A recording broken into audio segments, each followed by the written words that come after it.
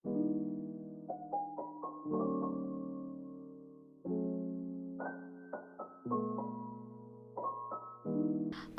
halo, selamat siang. Selamat datang di podcast kelas PKN. Hari ini aku lagi sama rekan-rekan dari teman-teman Sri Kandi.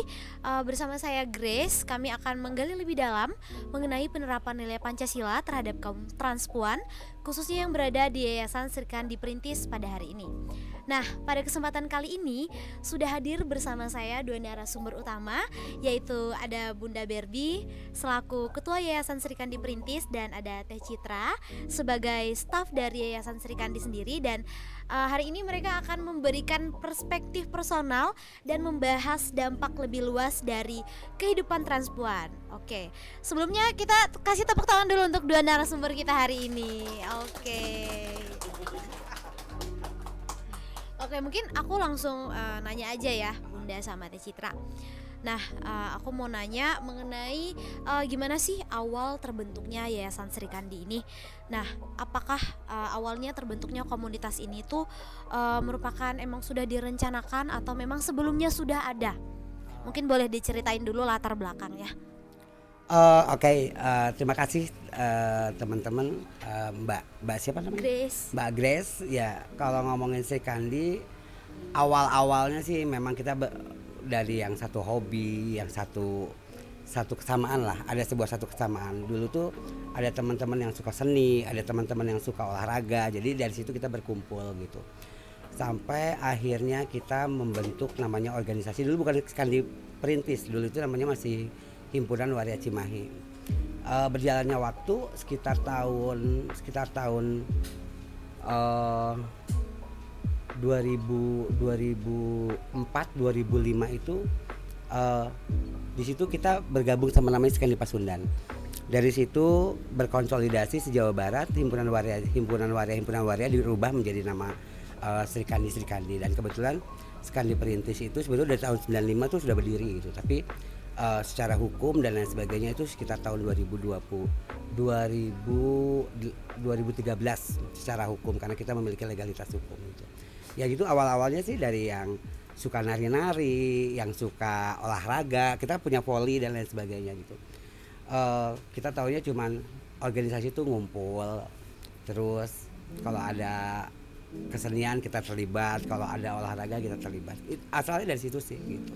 Oke, berarti memang organisasi ini tuh bukan organisasi yang kayak asal terbentuk aja, tapi memang sudah diresmikan ya. Dan isinya juga bukan sekedar ngumpul, tapi juga ada yang memang bergerak di bidang seni, di bidang olahraga. Kalau boleh tahu di sini yang penari nih yang mana nih?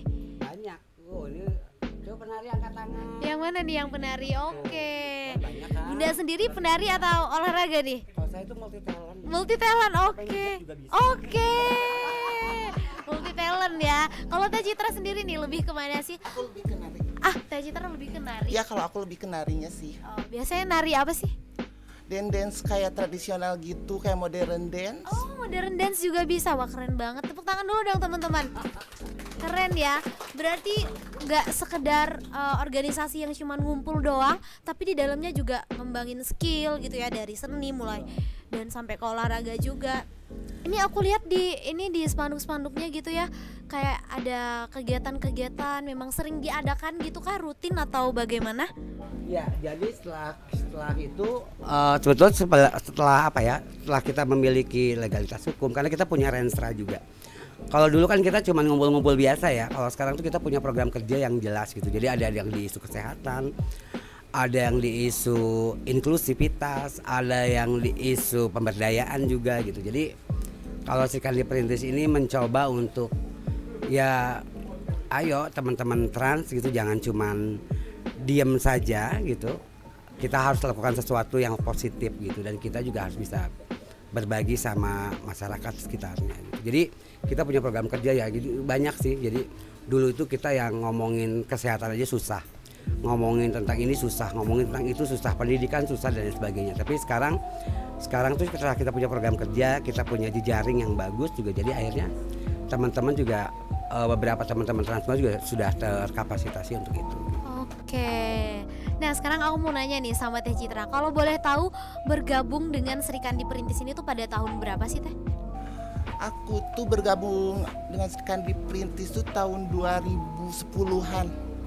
Tahun 2010-an pas udah jadi Skandi Perintisnya, aku kebetulan masuk jadi anggotanya dulu awal-awal tuh. Oke, jadi anggota ya. Nah, mungkin tahu atau mengenal Sri Kandi Perintis tuh awalnya dari mana sih sehingga kemudian berpikir untuk masuk dan bergabung di sini? Dari teman-teman sekeliling yang kayak ngajak, yuk coba ikut gabung di Skandi Perintis biar biar ada himpunan, biar kayak kekeluargaan, biar kayak kelompok gitu awalnya tuh. Kalau dari Teh Citra sendiri nih, apa sih yang dirasain mungkin setelah bergabung, bertemu dengan teman-teman yang mungkin sekarang sudah menjadi seperti keluarga gitu ya sampai saat ini? Mungkin boleh diceritain. Banyak banget sih, dari kekeluargaan, dari yang tadinya nggak tahu apa-apa tentang isu kesehatan jadi sekarang udah tahu gitu. Pokoknya jadi apa ya? Jadi lebih Wow. jadi akunya tuh jadi lebih mengenal dunia, Dunia luas gitu ya. dunia luas gitu. Oke, mungkin di sini nih ada nggak sih kalau di Sri Kandi Perintis tuh mungkin yang temen deketnya Teh Citra gitu? Siapa? Atau semuanya deket nih? Mendekat, semuanya deket sih, tapi yang paling deket sama Muslim. Ses tuh yang mana? Yang bagus. Oh, oke. Ini kalau boleh tahu kan tadi aku sempat kayak ngobrol di situ kan, ternyata semuanya tidak tinggal di Cimahi ya, bener? Berarti ada yang jauh-jauh, paling jauh tuh di mana? Sebetulnya kalau untuk Sri Kandinya sendiri sih sebetulnya orang Cimahi gitu ya. Cuman memang untuk wilayahnya itu memang Cimahi gitu. Tapi memang ada yang di Bandung ini karena kebetulan lagi menjalankan proyeknya untuk program yang inklusif gitu. Jadi kayak Deva sama Abel ini dia adalah yang satu program manager, yang satu adalah orang keuangannya untuk program inklusif. Jadi inklusif itu banyak karena ngomongin tentang akses layanan publik, ngomongin tentang pemberdayaan, ngomongin tentang rintisan wilayah yang inklusif, ngomongin juga tentang HAM ya, hak asasi manusia dan hukum. Jadi bagaimana teman-teman trans juga harus melek hukum gitu. Oke, berarti memang beberapa ada yang tinggal di luar Cimahi seperti itu ya. Oke, aku lanjut nih nanya mengenai perkembangan dari Yayasan Sri Kandi sendiri. Gimana sih perkembangan Yayasan Sri Kandi Perintis dalam memperkenalkan identitas para transpuan seperti usaha untuk berperan serta di masyarakat Kota Cimahi serta membuka diri sebagai bagian dari masyarakat? Kebetulan kan kita punya program-program kerja gitu ya, dan ada beberapa proyek tentang kesehatan yang ngomongin tentang HIV. Kita masuk dari ngomongin HIV gitu. Jadi kita punya SDM yang sudah dilatih baik secara ada yang Kementerian Kesehatan, juga ada juga yang dari ngomongin tentang ada konselor, ada fasilitator untuk kesehatan. Jadi ada SDM-nya yang bagaimana ketika potensi itu ada, itu yang nanti akan dikedepankan di masyarakat gitu. Jadi kayak isu HIV, bagaimana teman-teman sebagai tenaga penyuluh kesehatan. Juga ada teman-teman yang konsen di isunya, misalnya akses layanan publik, bagaimana teman-teman memfasilitasi teman-teman yang tidak punya KTP menjadi punya KTP. Yang tadinya tidak punya BPJS menjadi punya BPJS, sampai pemberdayaan masyarakatnya juga. Jadi bagaimana peran kita ke masyarakat. Hal-hal paling mudah itu teman-teman punya potensi, lu jadi bagian masyarakat, lu ngedandanin aja, lu udah jadi ngebantuin bisa di Agustusan ya contohnya. Itu juga jadi bagian gitu. Terus kita juga pernah terlibat juga di sini sama warga-warga di sini untuk sekalian ngomongin isu kesehatan, juga ngomongin tentang isu lansia, kesehatan sama teman-teman ibu-ibu lansia gitu. Kita berkolaborasi dengan RT, RW, Karang Taruna, tokoh agama, tokoh masyarakat yang ada di wilayah sekitar sini. Jadi kita sudah berkolaborasi. Nah, hal-hal kecil itu. Jadi kalau saya kan melihatnya potensi ya, berbasisnya potensi. Ketika jangan muluk-muluk lu bisa ngasih apa, tapi lu punya potensi apa. Nah, apa yang bisa kamu berikan? Kalau kamu bisa ngedananin. Kalau kamu bisa menghibur. Itu pun sudah salah satu itu. Tapi intinya peran serta kita di masyarakat harus ada. Bakti sosial juga kita punya kegiatan kayak misalnya berbagi antar sesama juga ada. Kita punya program itu juga. Jadi teman-teman juga punya kegiatan bakti sosial juga ke masyarakat. Ya hal-hal semacam itu yang kalau dipikir-pikir sama dengan masyarakat lainnya, ada baksos, ada lain sebagainya gitu. Itu sih peran-peran kita, bahwa kita adalah bagian dari masyarakat juga gitu. Oke, berarti memang nggak cuman sebagai komunitas gitu ya, tapi memang melakukan kerja nyata gitu, walaupun kecil gitu ya, tapi kan namanya ya kita berusaha gitu loh. Oke, mungkin aku mau nanya lagi nih sama Teh Citra. Nah, mungkin Teh Citra sendiri boleh nggak sharing mungkin pengalamannya selama berperan langsung di masyarakat itu seperti apa sih Teh yang Teh rasain gitu? Pengalaman saya berperan langsung di masyarakat itu emang seru sih. Awalnya sih emang nggak ada yang nerima juga ya, karena dari diri kita punya bakat, punya segala macam ya, kita tonjolin juga di masyarakatnya, entah itu kita mau cara nari, entah itu kita mau cara nge-make upin, mendekatkan diri kita di masyarakat juga, ya? Sebagai tenaga penyuluh kesehatan juga tentang isu HIV dan segala macamnya sih.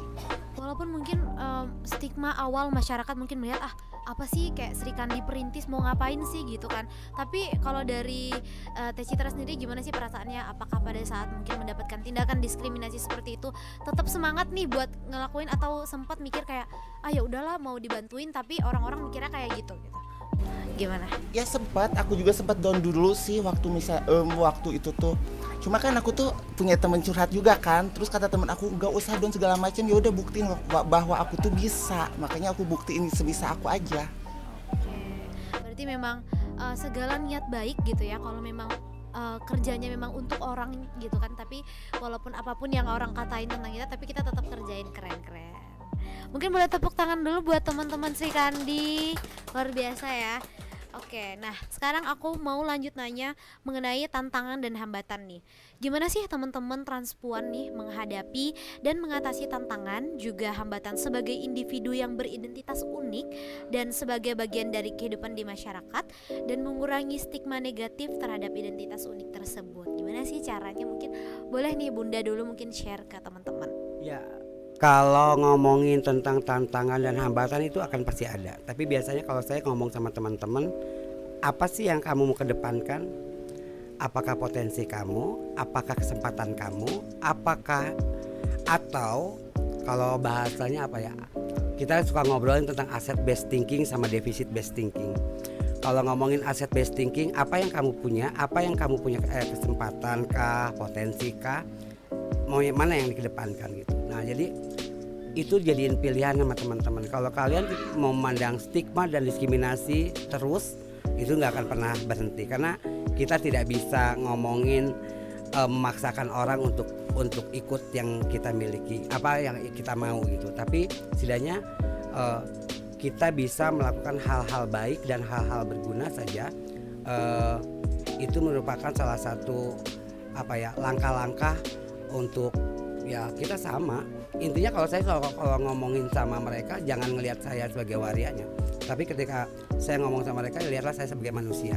Ketika saya ngomong sebagai manusia, ya Anda juga tahu di undang-undang juga kalau ngomongin tentang manusia semua setara dan lain sebagainya. Nah, itu sih yang dikedepankan. Karena kalau saya ngomongin stigma, diskriminasi, itu gak akan ada habisnya, karena ada orang yang suka dan ada orang yang tidak suka.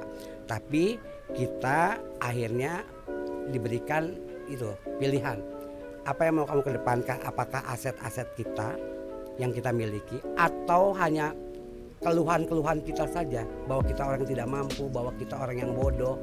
Apakah mau itu yang dikedepankan? Kalau saya sih mengharapkannya sama teman-teman di sini, ayo kita bisa, kita mampu, potensinya ada, kesempatannya ada, ambil gitu. Jadi stigma dan diskriminasi saya yakin juga akan menurun gitu.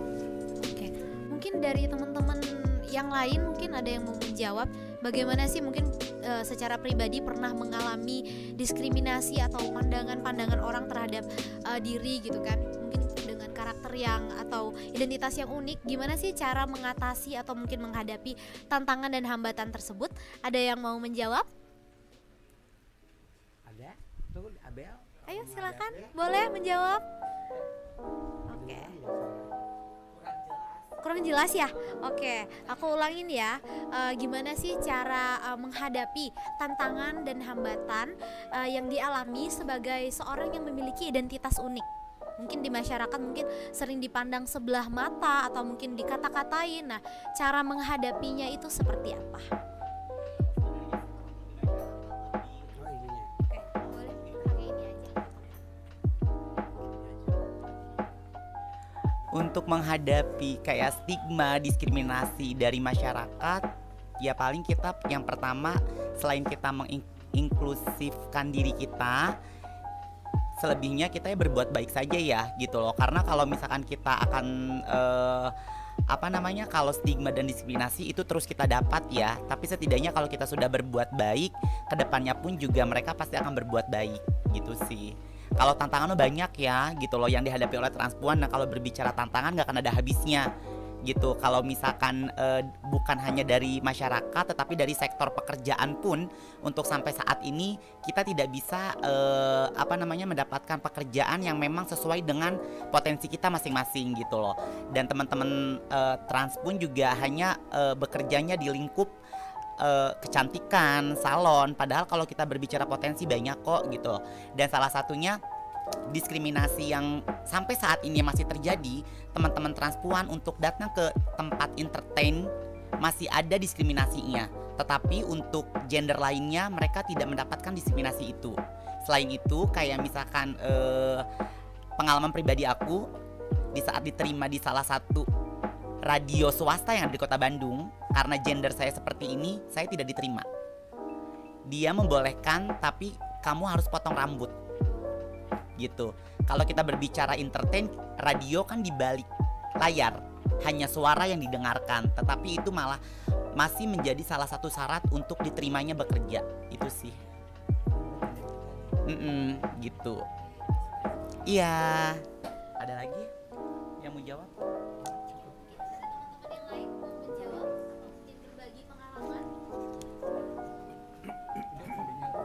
Menambahkan sedikit ya, kalau untuk komunitas kita untuk transpuan di lingkungan masyarakat itu, kita ikut berpartisipasi aja, bergabung dengan masyarakat dalam hal apapun juga.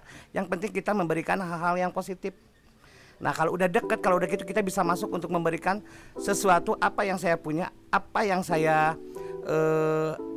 berikan kepada masyarakat itu, insya Allah kita bakal, lingkungan itu bakal bisa menerima kita dengan memberikan hal yang positif dalam skill-skill kita yang akan kita berikan gitu. Seperti contohnya ada di HUT RI kita, terus ada di bidang salon, kita kan lebih dekat sama masyarakat gitu. Mungkin itu aja nambahinnya.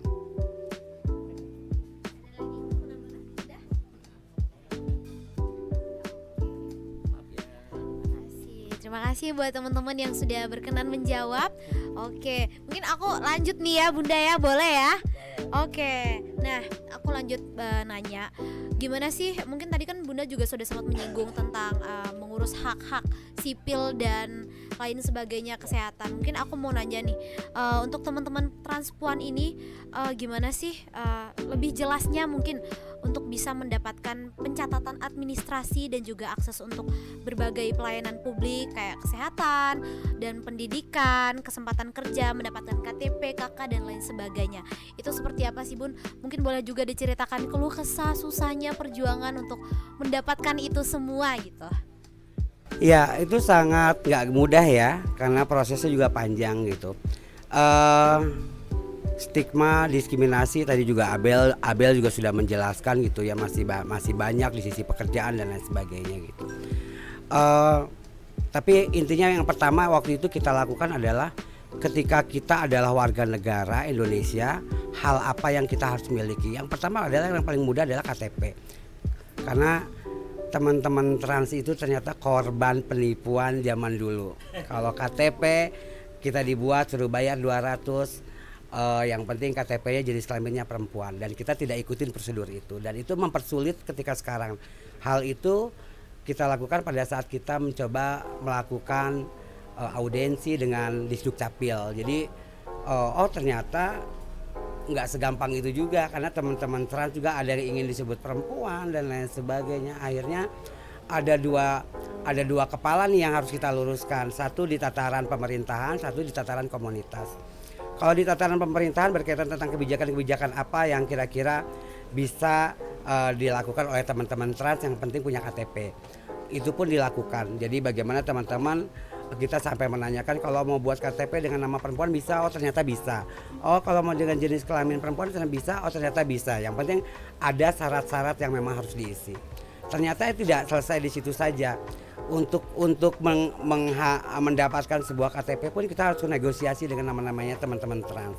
Karena teman-teman trans, saya suka ngomong kalau kamu kekekan ingin kelamin perempuan dengan apa ya, dengan mudah ini KTP-nya perempuan tapi akses tidak terlayani, itu menjadi susah juga.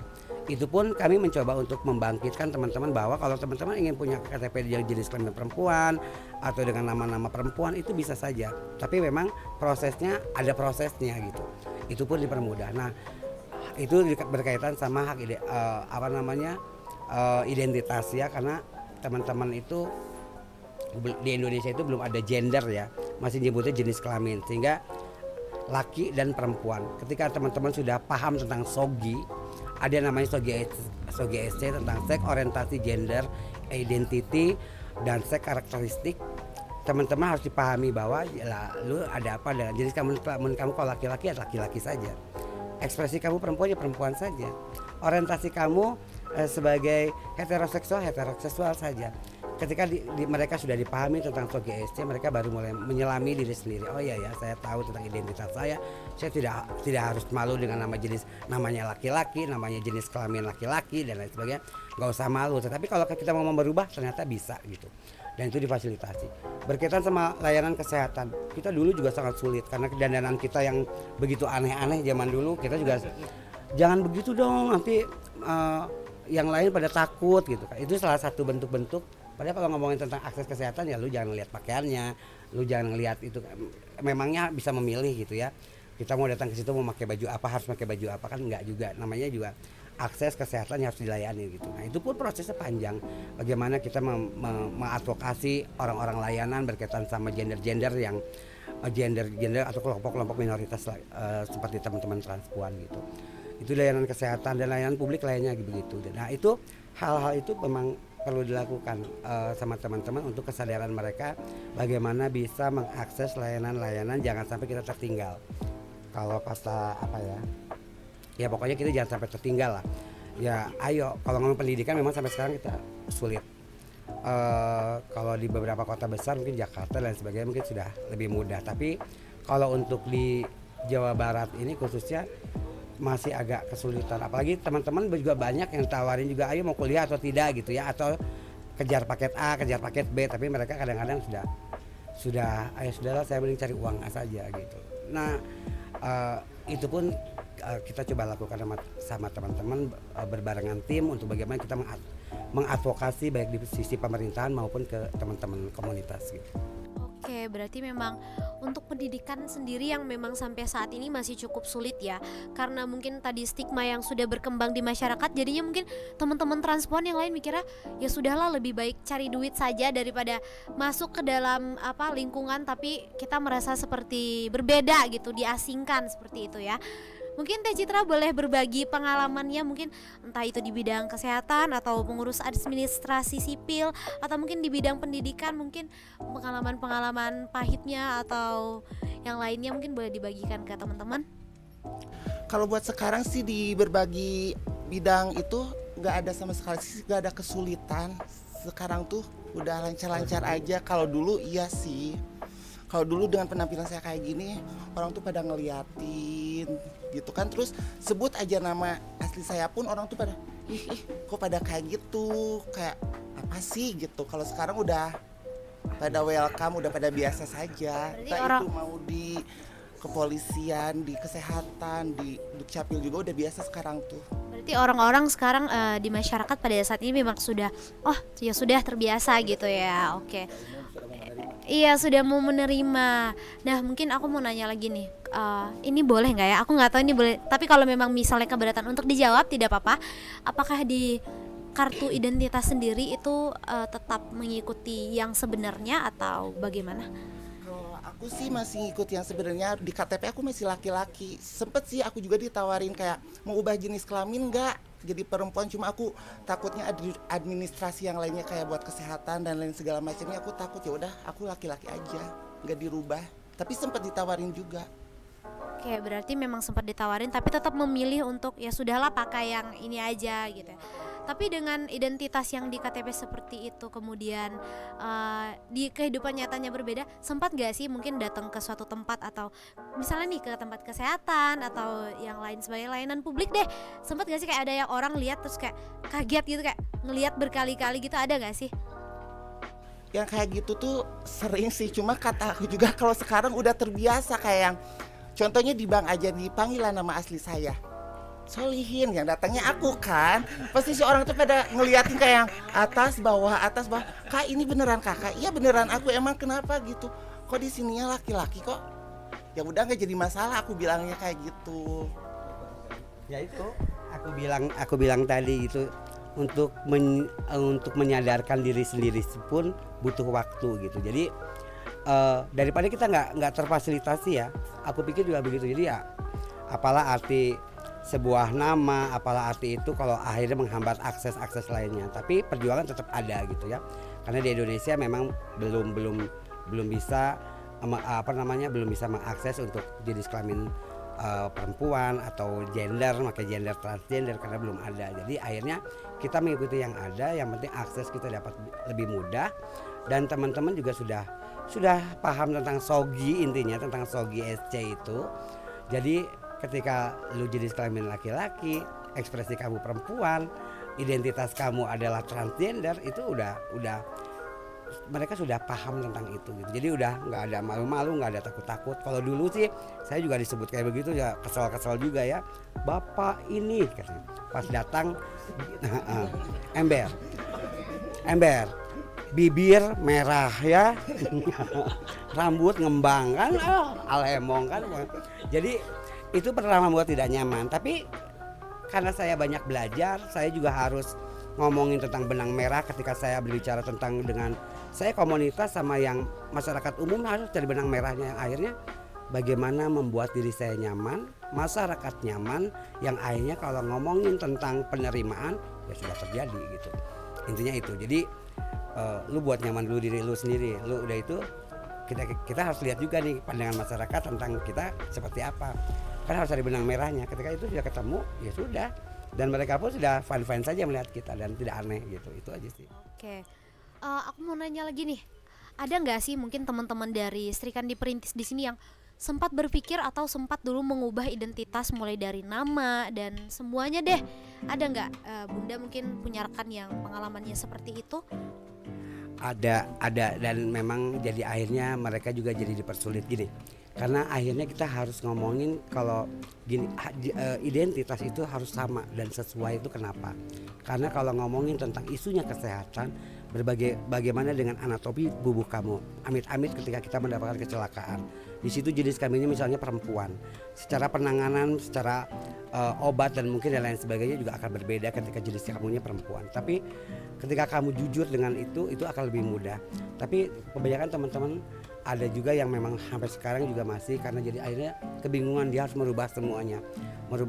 Tapi nanti saya akan coba tanyakan sama beberapa orang-orang itu kalau itu bisa mudah, karena berkaitan sampai akte lahir sampai dirubah kan, sampai dan lain sebagainya, harus perubahannya sampai detail, karena itu akan berlaku seumur hidup gitu. Nah ini yang memang harus dipahami. Jadi teman-teman yang kayak gitu akhirnya susah ngurusin kayak BPJS karena tidak sesuai dengan identitas. Malah kadang-kadang ada juga yang buat KTP tahu-tahu namanya tidak ada di Dukcapil, tapi dia punya kartu KTP elektroniknya. Nah jadi kita harus ya, ayo kita ngecek, kita udah tahu lah bagaimana cara ngeceknya dan lain sebagainya. Kita udah kenal sama di Dukcapil dan lain sebagainya, juga lebih mudah sih kalau sekarang. Kalau dulu boro-boro ya, kita ingin serba instan, yang penting kelihatan tong pere atau kelihatan perempuan, udah bangga aja ya. Kelihatan perempuan, ada panggil ibu bangga banget, mbak bangga banget, sampai luka-luka pun kalau dipanggil mbak mendadak langsung jadi sehat kembali gitu ya. Tapi akhirnya kita belajar dengan alam bawah sadar kita harus bisa penerimaan diri kita seperti apa. Ketika kita sudah bisa menerima diri kita, dan saya yakin penerimaan di masyarakat juga akan positif akhirnya gitu. Berarti kalau memang misalnya ada yang mengubah identitasnya secara keseluruhan, apakah kemudian di kartu keluarga itu juga seperti itu? Jadi semua harus dirubah Dan beberapa teman-teman ada yang berhasil bisa merubah itu gitu. Cuman ada beberapa teman-teman yang masih mandek mayeng, mungkin nanti kita akan coba fasilitasi untuk kedepannya tingkat kemudahannya seperti apa, tingkat kesulitannya seperti apa, karena mereka itu sampai surat-surat yang penting-penting itu sudah sampai diganti semuanya dengan nama perempuan. Di sini juga ada ya, ini kayak Grace ini dia jenis kelaminnya perempuan di KTP, walaupun dia sebetulnya sudah mulai gelisah nih ketika takutnya malah tidak diakui, dianggapnya memalsukan data kan dan lain sebagainya, memalsukan identitas gitu.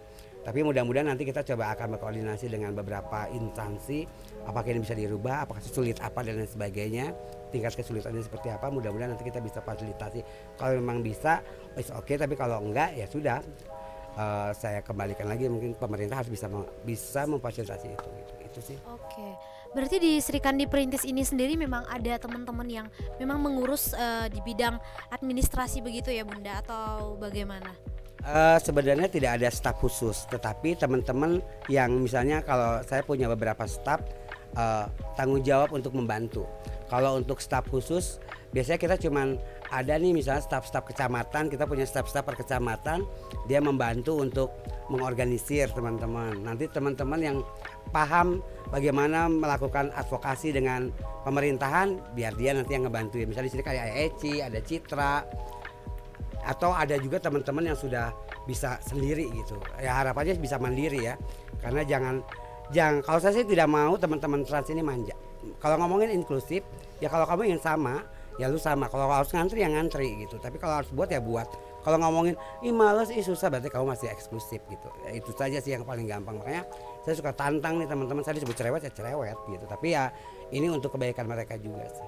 Gitu. Oke, berarti tidak ada staf khusus, tapi ya memang saling membantu saja begitu ya di sini. Biasanya kalau itu KL, Eci itu biasanya ngebantuin itu. Oke, aku lanjut nih. Aku sekarang bertanya tentang kaitannya dengan penerapan nilai-nilai Pancasila.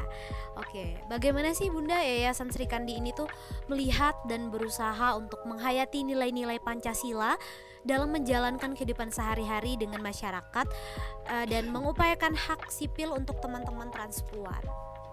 Ya, kalau ngomongin Pancasila itu ada sila 1 sampai sila ke-5 ya.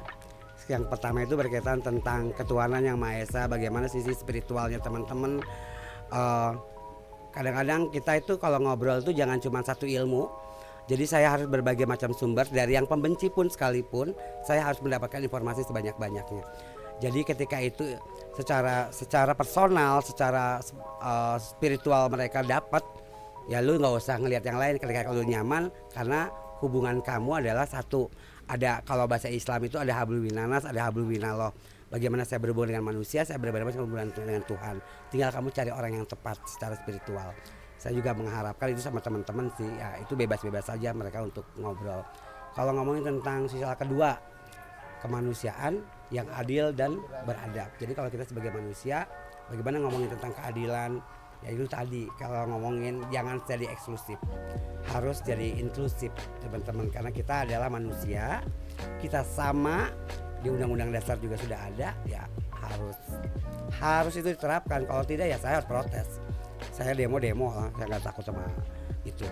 Terus ada namanya Persatuan Indonesia. Kalau ngomongin persatuan itu berkaitan sama ayo kita bisa berkumpul, kita bisa bersinergi bersama, kita juga bisa melakukan bersama gitu ya. Itu si persatuan. Kalau ngomong Persatuan Indonesia ya kita harus bersatu, kan intinya itu. Bersatu intinya Maem. Kalau berpencar alemong, susah masing-masing. Jadi kenapa ada namanya Persatuan Indonesia. Terus ngomongin juga tentang kerakyatan yang dipimpin oleh hikmat dan kebijaksanaan dalam banyak. Itu juga ya kita sebagai warga negara juga punya hak yang sama gitu ya, punya hak yang sama baik di mata pemerintah ataupun manusia lainnya dari segi apapun itu gitu. Terus kalau ngomongin sila kelima, keadilan sosial bagi seluruh rakyat Indonesia. Jadi kalau ngomongin adil ya, kalau ngomongin setara dan berkeadilan sosial, kalau saya ngomong gitu, setara itu bukan berarti sama rata, tetapi kita tahu porsinya masing-masing, ketika mana harus tinggi, mana harus rendah, yang penting dia bisa mendapatkan akses semuanya gitu. Itu kalau ngomong penerapan sila pertama sampai sila kelima, saya harus selamin itu karena teman-teman kita boro-boro mikirin sila pertama sampai sila kelima. Yang dipikirin adalah bagaimana perut bisa kenyang. Tetapi kalau ngomongin Pancasila, saya terus berulang kali, bagaimana hak kamu sebagai warga negara, hak kamu sebagai manusia itu perlu perjuangkan. Salah satunya apa? Punya identitas, punya KTP. Ketika KTP lu bisa akses semuanya, ngomongin kesehatan, mau dukungan sosial, mau apapun itu bisa diakses gitu. Jadi kalau ada yang menghambat itu berarti pemerintah lalai, itu aja. Oke. Cukup panjang penjelasannya tapi lengkap, oke. Pusing ya? Iya. Gak apa-apa. Biar yang nonton nanti menyimak dengan Nyambung baik, nggak iya. Nyambung nggak ya? Intinya sih ya. Ya begitulah ya. Oke, mungkin aku mau nanya nih sama Teh Citra atau mungkin teman-teman transpuan yang lain, kalau punya pengalaman yang sama, mungkin pernah nggak sih merasa kayak, wah ini kan ada Pancasila nih, 5 dasar sila ya di Indonesia ini. Pernah nggak sih ngerasa kayak, kok ada sila ini tapi kok gue nggak ngerasa kayak di misalnya keadilan nih, tapi kok gue ngerasa nggak adil gitu ya. Pernah nggak sih merasa kayak gitu, kayak gak mendapatkan keadilan dari 5 dasar sila ini? Kalau buat sekarang sih aku ngerasanya ada banget buat keadilan buat saya. Kalau buat sekarang ya, kalau dulu emang ada sih susah. Mungkin dari teman-teman yang lain tanggapannya ada? Iya.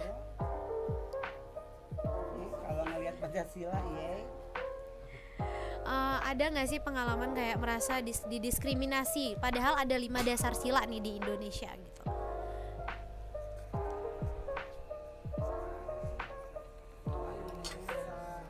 Mungkin di sini buat keadilannya kali ya.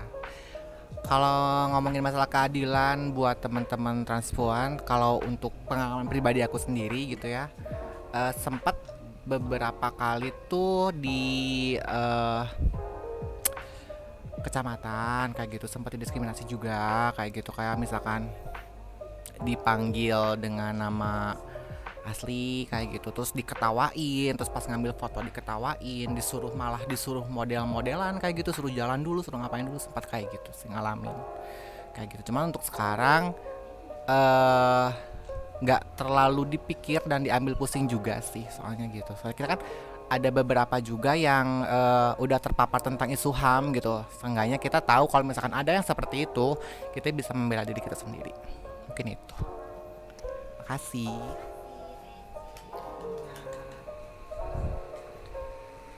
Teman-teman yang lain mungkin ada yang mau berbagi pengalamannya atau sudah cukup? Oke, aku lanjut ya Bunda ke pertanyaan berikutnya. Masih ada, masih ini ya, masih boleh ya? Oke, masih on. Belum keringetan ya kayaknya ya. Ini aku udah dari tadi keringetan. Ini memang kayak cuacanya panas. Iya panas banget. Tapi nggak apa-apa lah, panas daripada hujan ya. Oke. Nah aku sekarang lanjut pertanyaan mengenai peran pemerintah ya Bunda.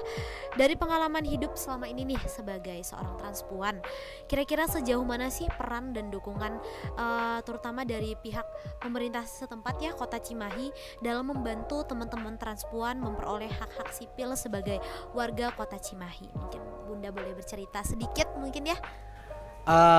Saya masih belum tahu ya peran pemerintah itu apakah sudah yes atau belum gitu. Tapi sebetulnya sih masih banyak catatan-catatan. Kayaknya mereka cuma hanya gugus tugas saja. Jadi kalau ngomongin oh ya itu teman-teman trans fasilitasi gitu. Tapi kayaknya masih ada aja beberapa instansi atau beberapa instansi yang masih melihat teman-teman trans itu masih aneh. Tapi ya kalau saya indikatornya gini sih. Yang penting teman-teman bisa terlayani. Kalau ngomongin kesehatan bisa terlayani. Ketika ngomongin akses identitas bisa terlayani.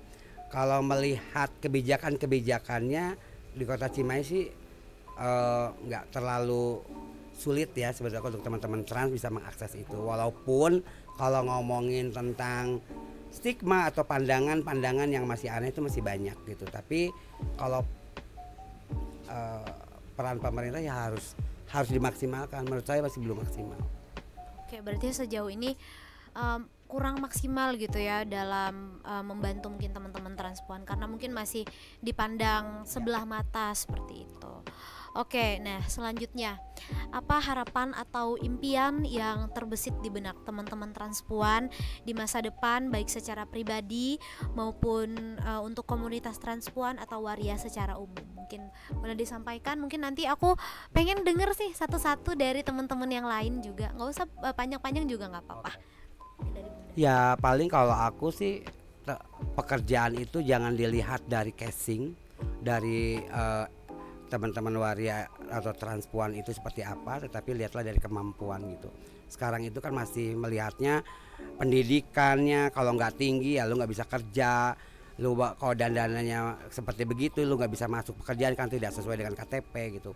Mungkin sudah tidak ada hal semacam itu. Jadi ya, kalau mau bekerja, kalau ngomongin tentang pekerjaan bisa mengakses yang formal maupun yang informal gitu. Nggak memandang gender gitu. Intinya itu, tapi berbasisnya kemampuan gitu aja. Oke, berarti kalau dari Bunda mungkin kedepannya dipermudah dalam akses pekerjaan. Mungkin boleh dari Teh Citra mungkin selanjutnya di teman-teman yang lain menjawab. Kalau aku buat kedepannya sih pengen dipermudah dalam pendidikannya sih, kayak paket A, paket B, apapun itu dalam pendidikannya. Kalau bagi aku. Kalau dari Teh Citra mungkin pendidikan ya. Mungkin aku gantian aja mungkin ya dari teman-teman yang lain, mungkin dari boleh sebelah sini dulu.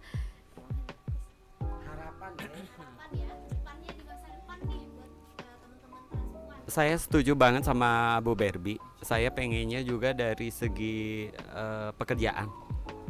Iya, lebih dipermudah. Soalnya cita-cita saya juga sebenarnya pengennya kerja di formal. Itu aja. Kalau aku sih sama Citra samaan dari pendidikan, karena kemarin pernah tuh ikutan paket C, tapi karena pas waktu itu kan masih online tuh. Nah pas offline-nya aku disuruh nggak boleh dandan. Di situ aku mikirnya gini, kok segini banget gitu. Kita kan di sini mau mau ngelulusin yang kemarin tertinggal tuh. Nah sebenarnya kalau misalkan kedepannya sih mudah-mudahan pendidikan tidak bisa menstigma ataupun diskriminasi kepada teman-teman trans sih. Kalau aku sih harapannya terciptanya segala peluang aspek untuk teman-teman transpuan itu yang adil dan rata. Kalau aku sendiri apa ya, mungkin harapan kedepannya untuk aku bisa sesolid ini, kita sebagai teman-teman transpuan Kota Cimahi bisa makin solid, terus merangkul teman-teman yang memang belum mau dekat dengan kita gitu. Terus untuk pemerintahnya paling apa ya, merata lah gitu, untuk kayak nggak ada stigma dan diskriminasi aja, paling itu doang sih. Kalau buat saya mah pengen buat teman-teman yang dalam membuat identitas buat KTP dipermudah oleh pemerintah. Kalau buat saya di tahun yang akan datang semoga stigma dan diskriminasi itu sudah tidak ada. Jadi semua disamaratakan dengan keadilan masyarakat yang lain. Ya kalau dari saya mungkin jangan dipersulit dalam segala hal aja ya, gitu aja. Harapannya kalau untuk kita, saya itu lebih memberikan peluang, memberikan ke kaum minoritas ini, dalam memberikan segala bantuan, lebih memperhatikan lagi dalam kaum minoritas, itu aja. Oke, semoga kedepannya ya harapan yang sudah disampaikan teman-teman transpuan di sini mungkin nanti pada saat podcast ini tayang bisa dilihat oleh banyak orang, didengar, dan semoga terkabul kedepannya. Amin, amin. Oke nih kita udah sampai di pertanyaan terakhir. Wow. Pengen ngobrol lagi ya. Aduh. Berapa hari ya? Tenang, nanti kita bakalan datang lagi sekali ke sini ya. Kita bakal mengguncang tempat teman-teman waria ini. Oke, nih terakhir ya Bunda ya. Untuk podcast hari ini kira-kira apa pesan yang mungkin Bunda mau sampaikan kepada masyarakat di luar sana yang saat ini mungkin masih dengan stigma-stigma yang negatif tentang kaum teman-teman transpuan semuanya, dan mungkin boleh dikasih pemahaman realitas mengenai sebenarnya transpuan itu apa sih, supaya orang-orang di luar sana mungkin terbuka pandangannya seperti itu. Silakan Bunda. Ya, kalau pesannya sih ketika kita hadir sebagai manusia, perlakukan kita sebagai manusia sama dengan manusia lainnya. Itu sih yang paling mudah. Jadi jangan membeda-bedakan, kecuali kalau saya bukan manusia baru terserah lu mau ngebedain kayak apa juga. Tapi ketika kita adalah manusia, lu jangan lihat casingnya, apakah dia transpuan, apakah dia disabilitas, apakah dia kelompok apa namanya yang di pinggir jalan dan lain sebagainya. Ketika dia manusia memiliki hak yang sama, itu sih. Oke, mungkin dari Teh Citra ada mungkin? Kalau buat aku jangan ada diskriminasi sama stigma aja. Mungkin supaya teman-teman di luar sana mungkin kalau melihat teman-teman yang mungkin dengan identitas unik ini kayak ya udah sih biasa aja gitu loh. Kita juga pengen dilihatnya kayak kalian gitu. Oke, terima kasih Bunda dan Teh Citra sudah mau ngobrol sama saya hari ini. Mohon maaf kalau misalnya ada salah kata atau mungkin pengucapan barangkali yang menyakiti hati atau menyinggung teman-teman dan Bunda dan Teh Citra pada hari ini. Sekali lagi saya mengucapkan terima kasih dan mohon maaf atas mungkin banyaknya kekurangan, dan kita akan bertemu lagi nanti di bulan Januari. Kita bakal datang dan teman-teman nanti bakalan lebih rame karena bakalan satu kelas datang ke sini. Iya benar. Siap gak nih? Siap gak menerima? Kita tuh siap ya, cuman kayaknya mudah-mudahan gak panasnya kayak gini gitu. Kasihan banget ya. Iya. Kasihan mahasiswanya udah kering-kering kan. Gak apa-apa, itu udah biasa kejemur itu. Oke, terima kasih teman-teman untuk diskusi hari ini. Luar biasa, kita dapat pembahasan yang sangat menarik dan dapat banyak insight ya melalui diskusi ini. Semoga kita semua dapat menjadi bagian dari masyarakat yang inklusif dan saling menghormati adanya keberagaman di tengah masyarakat. So, terakhir terima kasih kepada narasumber dan teman-teman semua. Tepuk tangan dulu dong buat kita semua. Oke, terima kasih. Saya Grace yang hari ini nemenin sama narasumber keren kita. Sampai ketemu lagi di lain kesempatan.